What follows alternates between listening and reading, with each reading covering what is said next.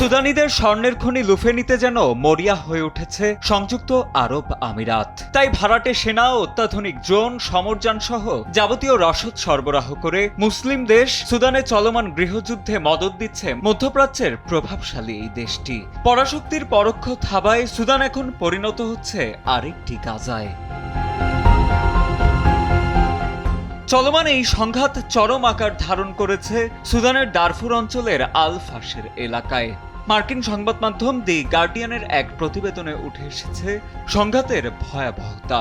প্রকাশিত স্যাটেলাইট ছবি যেন বলে দিচ্ছে গণহত্যার মাত্রা। ছবিগুলোতে স্পষ্ট দেখা গেছে আল ফাশেরের মাটিতে ছড়িয়ে আছে রক্তের দাগ। সুদানের গৃহযুদ্ধের প্রধান চালিকা শক্তি হল দেশটির সোনার খনিকে কেন্দ্র করে অর্থনৈতিক স্বার্থ। বিশ্বের অন্যতম প্রধান স্বর্ণের মজুতদার এই দেশের খনিগুলো নিয়ন্ত্রণ করেন আরএসএফ এর নেতা হেমেতি।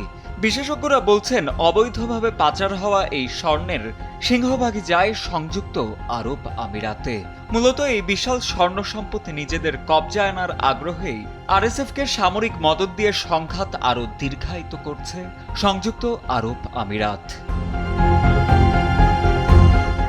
আরব ভিত্তিক সংবাদ মাধ্যম মিডল ইস্ট আইয়ের বিশেষ এক প্রতিবেদন বলছে, আরব আমিরাত সোমালিয়ার বোসাসো বিমানবন্দরকে একটি গোপন ট্রানজিট পয়েন্ট হিসেবে ব্যবহার করছে।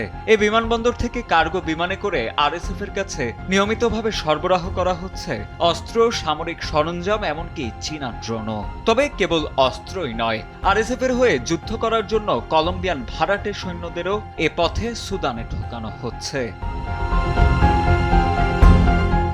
পরাশক্তির মদদ আর গণহত্যার বিভৎসতার ফলস্বরূপ আজ বিশ্বের বৃহত্তম মানবিক বিপর্যয়ের চূড়ায় দাঁড়িয়ে সুদান। বিবিসির এক প্রতিবেদন অনুযায়ী 2023 সালের এপ্রিলে শুরু হওয়া এই গৃহযুদ্ধে দেশজুড়ে 1.5 লাখেরও বেশি মানুষ নিহত হয়েছেন। আর এই সংঘাতের কারণেই প্রায় 1,20,00,000 সুদানি তাদের ঘরবাড়ি ছেড়ে পালিয়ে যেতে বাধ্য হয়েছেন, যা জাতিসংঘকে এটিকে বিশ্বের বৃহত্তম মানবিক সংকট হিসেবে ঘোষণা করতে বাধ্য করেছে।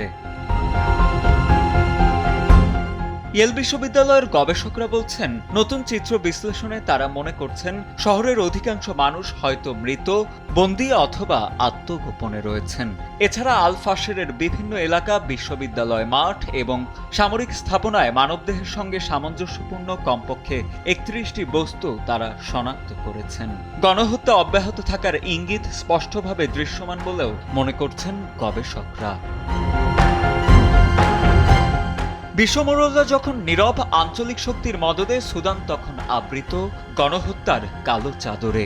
এই ভয়াবহ সংকটে স্বর্ণের দামে বিকিয়ে যাচ্ছে লাখো নিরপরাধ মানুষের জীবন। প্রশ্ন এখন জাগতেই পারে, তবে কি গাজার মতো আরেকটি ধ্বংসযজ্ঞের নীরব দর্শক হবে গোটা বিশ্ব? সাজিদ আনিল, ডেস্ক রিপোর্ট, সময় আলো।